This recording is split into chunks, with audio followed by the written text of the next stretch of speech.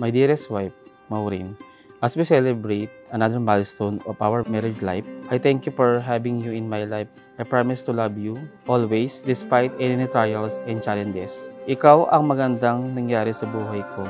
My supportive wife, my mentor in life, my happily ever after. When you walked into the room, I couldn't. We've been together for 12 years na, nung last February 13. Ika-12 anniversary namin this year. Excited eh. Kasi tinupad niya yung pangako niya sa akin. Na sabi niya is, after 12 years, after namin mag-civil noon, after 12 years daw is magpapakasal kami sa simbahan. Maureen, bukal ba sa iyong loob ang iyong pagparito upang makaisang dibdib si Robert na iyong pakamamahalin at paglilingkuran habang buhay? Opo.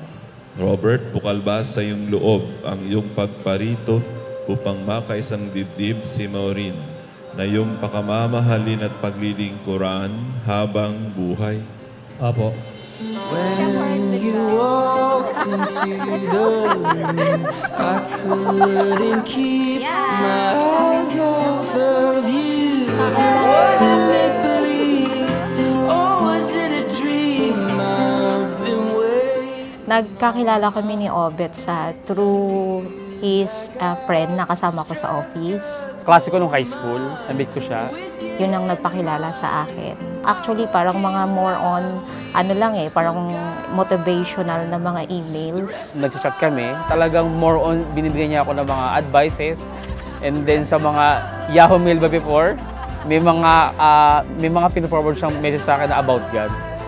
Hanggang one day, sabi niya magkita tayo, SM Centres. Oo, sa may Centris, tama. Oo, sa may Centris, doon kami nakita.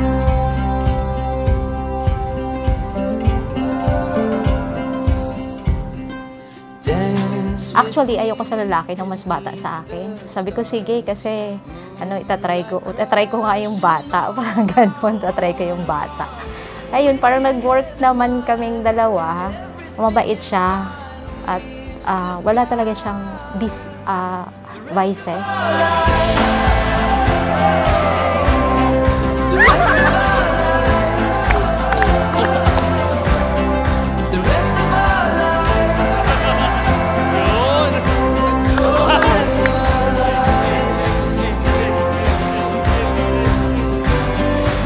Si Maureen kasi is parang ang first impression ko siya kasi mabait siya kasi ang ano niya kasi is more on godly yung mga words sa akin. At the same time, pag halimbawa nag-chat kami, talagang more on binibigyan niya ako ng mga advices. Ayun yung tingin ko na-impress ako with her.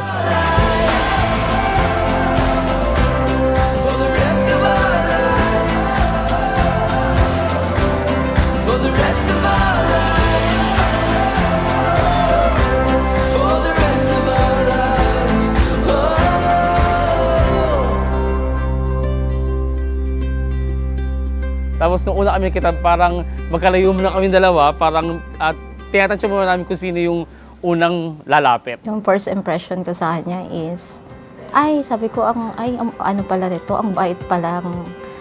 Kung titingnan mo siya, mabait talaga siya. Parang totoy na totoy yung na meet up ko. Tapos kita mo sa aura niya na madaldal, makukuha niya agad yung loob mo. Doon kami nag-start nung aming yung getting to know each other.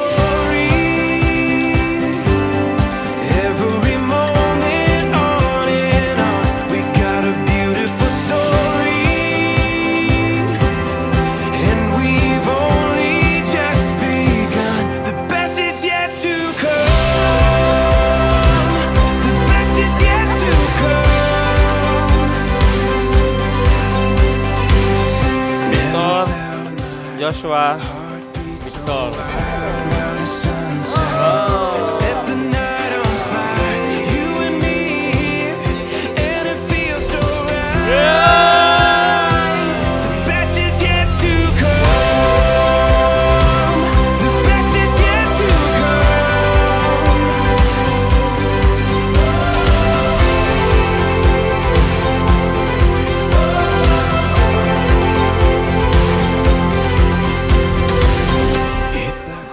Lord, sa harap ng Diyos at ng kanyang sambayanan, tinitipan kita, maging aking asawa, sa hirap at ginhawa, sa dusa at ligaya. Ikaw lamang ang aking iibigin, itatanging karugtong ng buhay, ngayon at kailanman. Every moment on and on. The best is yet to come.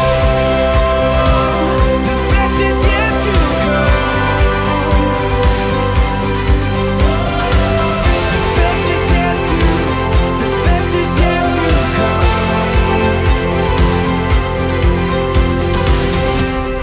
Kung mahal mo ang pakakasalan mo, iharap mo siya sa Diyos na nagbiyaya sa inyo ng pag-ibig. At hindi pagkakait ng Diyos ang kanyang patuloy na gabay, lakas at biyaya sa inyo kasi kayo ay humaharap sa Panginoon at sa kanyang harap kayo sumusumpa sa isa't isa.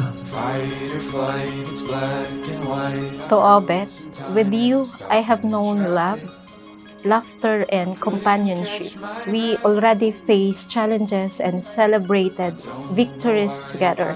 Today, I vow to continue cherishing you and be your strongest support, to laugh and to comfort you, to walk with you hand in hand, kasama ni Lord, today and always. Marami na tayong pinagdaanan and we've been together for 12 years na rin, and naman na minsan meron tayong similarity, pero alam ko naman na lagi kang andyan sa akin, lagi mo kong inuunawa. Alam ko sa bagong journey natin na kinasama na tayo sa simbahan, alam ko mas marami tayong blessing na marireceive from God na magkasama. I love you and lagi kitang minamahal araw-araw.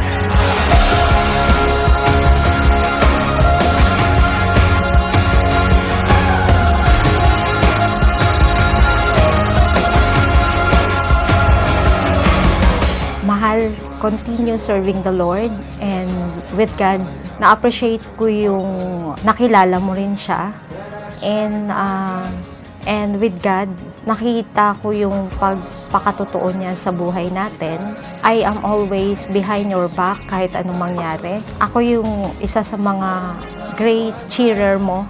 Marami pa tayong lalong-lalo ay we have God sa atin na binigay sa atin na isa sa mga naging biyaya ng Panginoon. Alam ko na kakayanin natin. Lagi mong tandaan na mahal kita. The best for you. Yes, I want the best for you.